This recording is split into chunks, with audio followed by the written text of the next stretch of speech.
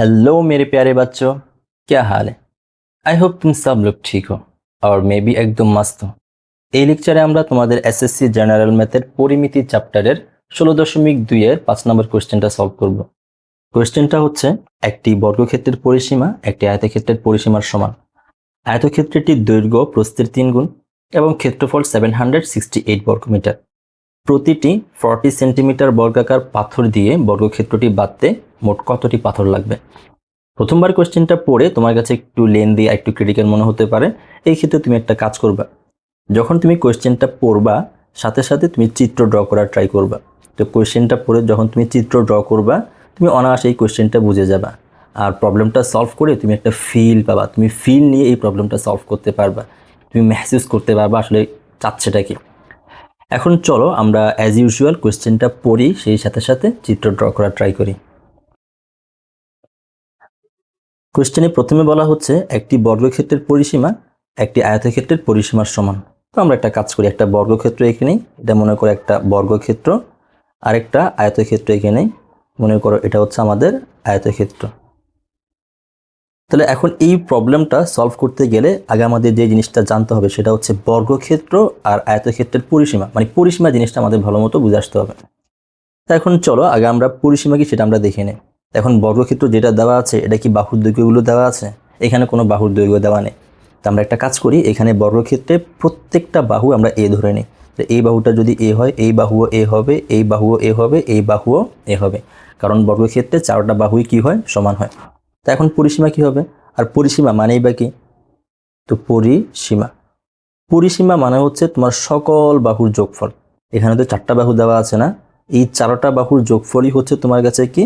পরিসীমা। এখন তুমি যদি চারটা বাহু যোগ করে দাও কত আসবে? দেখো তো এখানে তোমার চারটা এ আছে, তাহলে এ প্লাস এ প্লাস এ প্লাস এ, যেটা কত আসবে? 4a। তাহলে বর্গক্ষেত্রের পরিসীমা হচ্ছে 4a। অন্যদিকে আয়তক্ষেত্র যেটা দেওয়া আছে সেখানে একটা কাজ করো, তুমি এই যে ছোট বাহু যেটা, এটা তো প্রস্থটা আমরা x ধরে নিই। তাহলে এটা যদি x হয় তার বিপরীত বাহু এটা, এটাও কত আসবে? এটাও কিন্তু xই হবে। কেন? কারণ আয়তক্ষেত্রের বিপরীত বাহুগুলো সমান এবং সমান্তরাল। আর বড় বাহু যেটা সেটাকে আমরা কি ধরি? এটাকে আমরা দৈর্ঘ্য ধরি। তাহলে এই দৈর্ঘ্যটা আমরা y ধরে নিচ্ছি। তো এটা যদি y হয় তার বিপরীত বাহু কোনটা? এটা। এটাও কত আসবে? এটাও তোমার কাছে y আসবে। তাহলে আয়তক্ষেত্রের পরিসীমাটা কি হবে? এখানে পরিসীমা যেটা হবে, পরিসীমা মানে কি? সকল বাহুর যোগফল। তো এখানে y আছে 2টা, তাহলে 2টা y, আর x আছে কয়টা? 2টা, তাহলে প্লাস 2টা y, সকল বাহুর যোগফল। এখন এখান থেকে কত কমন আসে? 2 কমন আসে, তাহলে সরি এখানে x হবে, তাহলে কত আসবে এখানে? y plus x। এখন y মানে কি? y মানে তো দৈর্ঘ্য না, তাহলে আমরা লিখতে পারি এখানের মধ্যে দৈর্ঘ্য প্লাস, আর x কি? x হচ্ছে এখানে প্রস্থ। তো এখন দেখো তোমার আয়তক্ষেত্র যেটা, আয়তক্ষেত্রের পরিসীমা চাইলে তুমি শর্টকাটে এই সূত্রটা ইউজ করতে পারো, যে 2 ইন্টু দৈর্ঘ্য প্লাস প্রস্থ। আর বর্গক্ষেত্রের জন্য 4a, বা তুমি বলতে পারো 4 ইন্টু বাহু, মানে একটি বাহুর দৈর্ঘ্য। এখন যেহেতু তুমি পরিসীমা জানো আর কোয়েশ্চেন অনুসারে এই দুইটার পরিসীমা কি হবে? পরিসীমা সমান হবে। তার মানে আমরা বলতে পারি বর্গক্ষেত্রের পরিসীমা যা, আয়তক্ষেত্রের পরিসীমাও তা, দুটোটার পরিসীমা কি? সমান। এটা হচ্ছে আমাদের কোশ্চেনের প্রথম পার্টটা ছিল, আর পরিসীমা কি সেটা আমরা দেখে নিলাম। কোশ্চেনটার দ্বিতীয় পার্টটা হচ্ছে একটি আয়তক্ষেত্রের দৈর্ঘ্য প্রস্থের 3 গুণ। তো আয়তক্ষেত্রের দৈর্ঘ্য প্রস্থের 3 গুণ কথাটার মানে কি? এই ছোট বাহুটাকে আমরা কি ধরি? প্রস্থ ধরি, আর এই যে বড় বাহু যেটা এটাকে আমরা কি ধরি? দৈর্ঘ্য ধরি। তাহলে এই প্রস্থটা যাই হোক না কেন, বড় বাহুটা তার কত গুণ হবে? 3 গুণ হবে। মানে হচ্ছে এই ছোট বাহুটা যদি তোমার 1 মিটার হয়, প্রস্থ যদি 1 মিটার হয়, দৈর্ঘ্য হবে তার 3 গুণ, তাহলে 3 একে 3, মানে কত মিটার হওয়া লাগবে? 3 মিটার হওয়া লাগবে। প্রস্থ যদি তোমার কাছে 2 মিটার হয় তাহলে তার 3 গুণ হবে কে? দৈর্ঘ্য। তাহলে 3 দুগুণে 6, 2কে তুমি কত গুণ করে দিবা? 3 গুণ করে দিবা, তাহলে 3 দুগুণে 6, তাহলে এই যে দৈর্ঘ্য যেটা সেটা হবে কত মিটার? 6 মিটার। সেই হিসেবে তোমার প্রস্থ যদি x হয় তাহলে দৈর্ঘ্য কত হবে? তার 3 গুণ, মানে 3x। সুতরাং আমরা বলতে পারি আমাদের দৈর্ঘ্য হবে কত? দৈর্ঘ্য y না দিয়ে এটাকে আমরা কত লিখতে পারি? 3x লিখতে পারি, কারণ প্রস্থ যেহেতু x তার 3 গুণ হবে দৈর্ঘ্য, অতএব দৈর্ঘ্য হচ্ছে এখানের মধ্যে 3x। তো এখন আমরা আয়তক্ষেত্র যেটা, এটা দৈর্ঘ্য আর প্রস্থ ডিসাইড করে ফেললাম। এর পরের পার্টটাতে কি দেওয়া আছে দেখো তো, বলা হচ্ছে কি প্রতিটি 40 সেন্টিমিটার বর্গাকার পাথর দিয়ে এই বর্গক্ষেত্রটি বাঁধতে মোট কতটি পাথর লাগবে। এই কথাটার মানে এটাই বা কি? তো একটা চলো আগে আমরা একটা বর্গাকার পাথর নিয়ে নিই। বর্গাকার পাথর মানে তো বুঝছো না, যার দৈর্ঘ্য আর প্রস্থ কি থাকবে, সমান থাকবে। তো মনে করো তোমার এটা একটা বর্গাকার পাথর, একটু বর্গাকার টাইপের করে ফেলি। এটা হচ্ছে একটা বর্গাকার পাথর, ঠিক আছে, বর্গাকার পাথর। এই বর্গাকার পাথরের দৈর্ঘ্য কত দেওয়া আছে এখানে, 40 সেন্টিমিটার, আর প্রস্থও কত হবে, 40 সেন্টিমিটারই হবে। এখন যদি তুমি দৈর্ঘ্য প্রস্থ জানো তাহলে তুমি অবশ্যই কি করে ফেলতে পারবা, এই বর্গাকার পাথরের ক্ষেত্রফলটা বের করে ফেলতে পারবা, ঠিক আছে। তাহলে ক্ষেত্রফলটা এই যে মনে করো আমি ফিল আপ করে দিলাম, এটা হচ্ছে আমাদের ক্ষেত্রফল। তো তুমি এখানের মধ্যে বর্গাকার পাথরের ক্ষেত্রফলটা কোনোভাবে বের করে ফেললা। এখন এই বর্গাকার পাথরটা তুমি কোথায় বসাবা, এই বর্গাকার পাথর দিয়ে তুমি বর্গক্ষেত্রটা বাঁধা শুরু করবা। তো একটা পাথর দিলাম, দেখি কয়টা পাথর লাগে এখানের মধ্যে। এটা দুইটা পাথর। তো দুইটা পাথর দিয়ে কতটুকু জায়গা দখল হচ্ছে, এতটুকু পরিমাণ জায়গা তুমি ভাবতে পারতেছো, মানে এতটুকু জায়গা দখল করে নিচ্ছে আর কি দুইটা পাথর। তো এখন পাথরের সংখ্যা আরো বাড়াই, আমি কপি পেস্ট। তো এইখানে আমাদের কাছে কয়টা পাথর চলে আসছে, 4টা পাথর। একটু ফিল আপ করে দিই। তো আমাদের কাছে প্রায় একটা লাইন বাঁধতে প্রায় মনে করো এখানের মধ্যে 6টার মতো পাথর লাগে। এখানে তোমার 6টা পাথর আছে, এই একটা পাথর, এই একটা পাথর, এই একটা, 3টা, 4টা, এই 5টা, এই হলো তোমার 6টা পাথর, ঠিক আছে। এখন একটা লাইন বাঁধতে আমার 6টা পাথর লাগে। তো আমি একটা কাজ করি, আমি আরেকটা লাইন নেই। আমি যদি আরেকটা লাইন নেই তাহলে দেখো তো এখানে আমার কতটুকু বর্গক্ষেত্র বাঁধা হচ্ছে। তাহলে আমার প্রায় এই পরিমাণ বর্গক্ষেত্র বাঁধতে আমার কয়টা পাথর লাগতেছে, 6 6 টোটাল 12টা পাথর লাগতেছে। তো এরকম পুরা বর্গক্ষেত্রটা ফিল আপ করতে গেলে, এই বর্গক্ষেত্রটা বাঁধতে গেলে মোট কয়টা পাথর লাগবে সেটা আমাদের বের করতে হবে। তো এই ক্ষেত্রে আমরা কি কাজ করব, দেখো প্রথমে আমি যেই কাজটা করব, আমরা একটা পাথরের ক্ষেত্রফল বের করে নিব। তো একটা পাথরের ক্ষেত্রফল সাপোজ মনে করো তুমি 2 মিটার, 2 বর্গ মিটার, সরি 2 মিটার হয় না, ক্ষেত্রফল সবসময় বর্গ এককে হয়, তাহলে 2 বর্গ মিটার। আর পুরা বর্গক্ষেত্র যেটা, এই পুরা বর্গক্ষেত্রের ক্ষেত্রফলটা সাপোজ মনে করো এখানে 100 বর্গ মিটার। তাহলে তোমার পুরা বর্গক্ষেত্রের ক্ষেত্রফল হচ্ছে 100 বর্গ মিটার, আর একটা পাথরের ক্ষেত্রফল হচ্ছে 2 বর্গ মিটার। তো এই হিসাবে আমি কি বলতে পারি, যদি একটা পাথরের ক্ষেত্রফল 2 বর্গ মিটার হয় তাহলে একটা পাথর কতটুকু জায়গা দখল করবে, 2 বর্গ মিটার জায়গা দখল করবে। আর দুইটা পাথর 4 বর্গ মিটার জায়গা দখল করবে। আর 3টা পাথর কত বর্গ মিটার, 6 বর্গ মিটার। ওই হিসেবে 6টা পাথর কত বর্গ মিটার জায়গা দখল করবে, একটা পাথর যদি 2 বর্গ মিটার দখল করে তাহলে 6টা কত করবে, 2 × 6 মানে 12 বর্গ মিটার, ঠিক আছে। এখন আমার কাছে আছে কত মিটার, 100 বর্গ মিটার। তাহলে 100 বর্গ মিটার ফিল আপ করার জন্য আমার পাথর লাগবে কয়টা, তাহলে একটা পাথর দখল করে 2 বর্গ মিটার। সুতরাং আমরা কি বলতে পারি যে একটি পাথর কত বর্গ মিটার দখল করে, তোমার 2 বর্গ মিটার, ঠিক আছে। বা 2 বর্গ মিটারের জন্য পাথর লাগে কয়টি, একটি। সুতরাং 1 বর্গ মিটারের জন্য পাথর লাগবে কয়টা, তার অর্ধেক না। আর সুতরাং 100 বর্গ মিটারের জন্য পাথর লাগবে কত, 100 / 2। তাহলে আমরা যেই কাজটা করবো শর্টকাটে সেটা হচ্ছে যে কি, এই যে উপরে যেটা ছিল সেটা আমাদের কি ছিল, দেখো তো বর্গক্ষেত্রের ক্ষেত্রফল। তো আমরা বর্গক্ষেত্রের ক্ষেত্রফলকে ভাগ করে দিব কি দ্বারা, দেখো তো এখানে নিচে কি ছিল, নিচে কিন্তু একটা পাথরের ক্ষেত্রফল ছিল। তো আমরা একটা পাথরের ক্ষেত্রফল দ্বারা কি করে দিব, এটাকে ভাগ করে দিব। তাহলে আমরা যেই কাজটা করবো এখানের মধ্যে পুরা বর্গক্ষেত্রের ক্ষেত্রফলকে একটি পাথরের ক্ষেত্রফল দ্বারা ভাগ করে দিলেই এই পুরা বর্গক্ষেত্রটা বাঁধতে মোট কয়টা পাথর লাগবে সেটা আমরা বের করে ফেলতে পারবো। তো এই ছিল আমাদের মোটামুটি কোয়েশ্চেন, একটু লেন্দি হয়ে গেছে, বাট আমি চেষ্টা করেছি যাতে তুমি পুরা কোয়েশ্চেনটা একেবারে ফিল পাও। তো যদি তুমি পুরা কোয়েশ্চেনটা বুঝো, এখন কিন্তু দেখবা যে ম্যাথটা সলভ করা অনেক ইজি। তো এখন চলো আমরা এখন প্রবলেম সলভিং এর দিকে ফোকাস করি। সলিউশন। তো আমরা ধরছি এখানে আমাদের প্রস্থ যেটা, প্রস্থ হচ্ছে x আর দৈর্ঘ্য হচ্ছে কত, 3x। তো ধরি আমরা এখানের মধ্যে ধরি আয়তক্ষেত্রের প্রস্থ।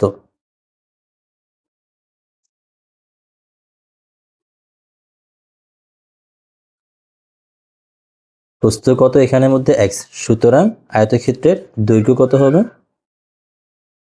দৈর্ঘ্য হবে তার 3 গুণ মানে 3x। আর যেহেতু দৈর্ঘ্য আর প্রস্থ ডিসাইড করেই ফেলছি, সুতরাং ক্ষেত্রফল কত আসবে, তো আয়তক্ষেত্রের ক্ষেত্রফল হবে দৈর্ঘ্য ইন্টু প্রস্থ। দৈর্ঘ্য কত এখানের মধ্যে, 3x। তাহলে এখানে দৈর্ঘ্য ইন্টু কত, প্রস্থ। তাহলে দৈর্ঘ্য আর প্রস্থ গুণ করলে কত আসবে, x গুণ করে হয়ে যাবে এখানের মধ্যে 3x²। এখন একটা জিনিস খেয়াল করো, তোমাকে বলা হচ্ছে এখানে ক্ষেত্রফলটা কত, আয়তক্ষেত্রের 768। তাহলে এই যে আয়তক্ষেত্রের ক্ষেত্রফল যেটা কোশ্চেনে দেওয়া আছে সেটা হচ্ছে 768 বর্গ মিটার। তাহলে প্রশ্ন মতে আমরা কি বলতে পারি বলো তো এখানের মধ্যে, আমরা পাইছি ক্ষেত্রফল কিন্তু এটা, ঠিক আছে। তো আমরা বলতে পারি এখানে প্রশ্ন মতে এই যে 3x² ক্ষেত্রফল যেটা আমরা পাইছি এটা কত হওয়া লাগবে? 768। এখান থেকে যদি আমি x² এর মান বের করতে যাই, 3টা আমরা এই পাশে পাঠিয়ে দিব, তাহলে 768 ডিভাইডেড বাই 3, আর ভাগ করলে কত আসবে এখানের মধ্যে? 256। তো সুতরাং x এর মান কত আসবে? উভয় পাশে বর্গমূল করে দেই, তো বর্গমূল করে দিলে √256 ইজ ইকুয়াল এখানের মধ্যে আসবে হলো তোমার 16। তাহলে 16 মিটার হচ্ছে আমার কাছে কি এখানের মধ্যে দৈর্ঘ্য, প্রস্থটা, সরি এটা হচ্ছে আমাদের প্রস্থ। তো প্রস্থ যদি 16 মিটার হয়, দৈর্ঘ্য কত হবে? তার 3 গুণ। তো সুতরাং আমরা বলতে পারি এখানের মধ্যে, সুতরাং আয়তক্ষেত্রের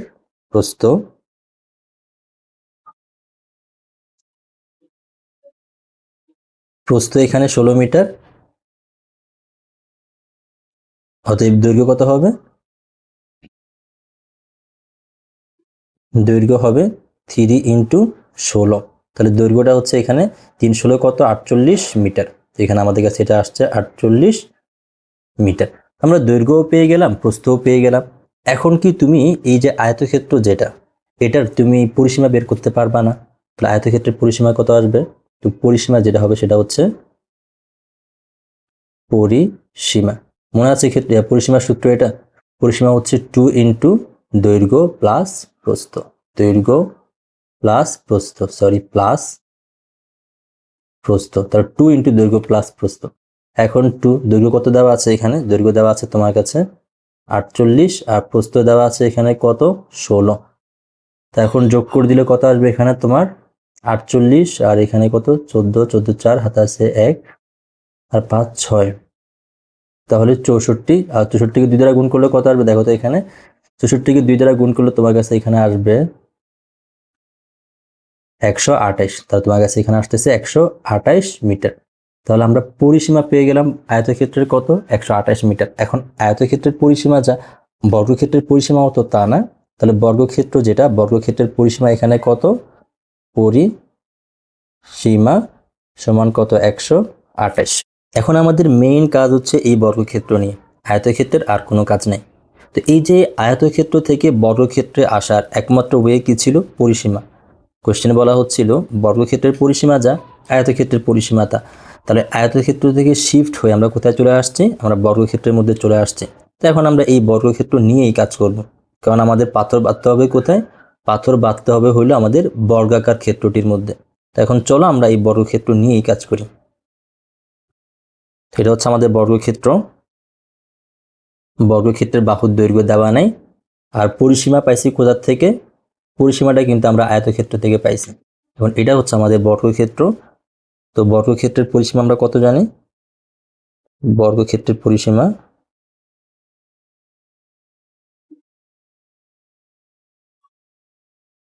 বর্গক্ষেত্রের পরিসীমা কিন্তু 4a, এটা আমরা বের করছিলাম 4a। আর এই 4a সমান কত বলো তো এখানের মধ্যে? এই 4a সমান হলো আমাদের এখানে 128, ঠিক আছে। তাহলে a সমান কত আসবে বলো তো এখানে? তাহলে a সমান তোমার কাছে এখানে আসবে 128 ডিভাইডেড বাই 4, যেটা হচ্ছে আমাদের কত? তাহলে 128কে আমি যদি 4 দ্বারা ভাগ করে দিই কত আসবে? 128 ডিভাইডেড বাই 4 ইজ ইকুয়াল আসবে হলো এখানে 32 মিটার। তাহলে এটা তোমার কাছে আসছে এখানে 32 মিটার। তাহলে বর্গক্ষেত্রের কি চলে আসছে? বর্গক্ষেত্রের এক বাহুর দৈর্ঘ্য চলে আসছে। তো সুতরাং বর্গক্ষেত্রের ক্ষেত্রফল,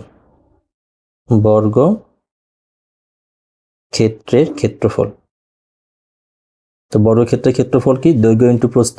তো দৈর্ঘ্য a, প্রস্থ a, a গুণ হয়ে কত হয়ে যাবে? a square. তো সুতরাং 32 হোল স্কোয়ার কত আসবে? 32 হোল স্কোয়ার সমান এখানে তোমার কাছে এখানে আসতেছে 1024 বর্গমিটার। তাহলে তোমার এখানে 1024 বর্গ মিটার। তাহলে আমরা পুরা বর্গক্ষেত্রের ক্ষেত্রফলটা আমরা পেয়ে গেলাম। এখন আমাদের কি লাগবে? এই যে একটা পাথর, এই একটি পাথরের কি লাগবে? আমাদের ক্ষেত্রফল লাগবে। একটা পাথরের দৈর্ঘ্য দেওয়া আছে না এখানে? এই একটা পাথরের দৈর্ঘ্য কত দেওয়া আছে এখানে? এখানে একটু ভালো করে লক্ষ্য করো, পাথরের দৈর্ঘ্য দেওয়া আছে তোমার কাছে এখানে 40 সেন্টিমিটার। এখানে দেখো ভালো করে, তোমার এখানে দেওয়া আছে 40 সেন্টিমিটার, এটা কিন্তু মিটারে নাই। তো এখন এই একটা পাথর দেওয়া আছে তোমার 40 সেন্টিমিটার। তো 40 সেন্টিমিটার থেকে আমাদের কি কাজ করতে হবে? এটাকে মিটারে কনভার্ট করতে হবে। কেন? কারণ এই যে বর্গক্ষেত্রের ক্ষেত্রফল কিন্তু আমি বর্গ মিটারে পাইছি, যেহেতু মিটারে আছে সেজন্য আমাদের কি করতে হবে, আমাদের এই পাথর যেটা পাথরের ক্ষেত্রফলও বর্গ মিটারে নিতে হবে। তো কি কাজ করবো, আমরা সেন্টিমিটার থেকে মিটারে গেলে আমরা কি কত দ্বারা ভাগ করে দিই, আমরা ভাগ করে দিই হলো 100 দ্বারা। তাহলে 40কে তুমি যদি 100 দ্বারা ভাগ করো এটা কত আসবে, 0.04 আসবে। তো তোমার কাছে এখানে আসবে 0.04 না 0.4 মিটার। তাহলে আমরা এখন একটি পাথরের ক্ষেত্রফল বের করে ফেলতে পারবো। সুতরাং একটি পাথরের ক্ষেত্রফল, একটি পাথরের ক্ষেত্রফল, তো একটি পাথরের ক্ষেত্রফল হলো আমাদের কাছে এখানের মধ্যে তোমার 0.4 তার উপরে হোল স্কোয়ার। তাহলে 0.4 হোল স্কোয়ার সমান কত আসছে তোমার এখানে, এটা আসবে তোমার কাছে 4 4 16 0.16 বর্গ মিটার আসবে, বর্গ মিটার। এখন তুমি একটা পাথরের ক্ষেত্রফল জানো আর পুরা বর্গক্ষেত্রের ক্ষেত্রফল জানো, তাহলে তুমি এখন পাথরের সংখ্যা অনায়াসে বের করতে পারবা। তো সুতরাং পাথরের সংখ্যা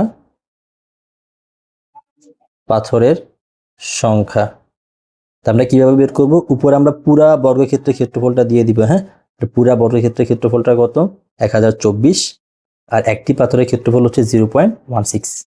তাহলে এখান থেকে তোমার আসবে হইল 6400। তো 6400টি তোমার কি লাগবে, এতটি তোমার পাথর লাগবে। অতএব আমাদের অ্যান্সার হচ্ছে কোনটা, অ্যান্সার হচ্ছে 6400। অতএব এতটা পাথর দিয়ে আমরা এই পুরা বর্গক্ষেত্রটা বাঁধতে পারবো।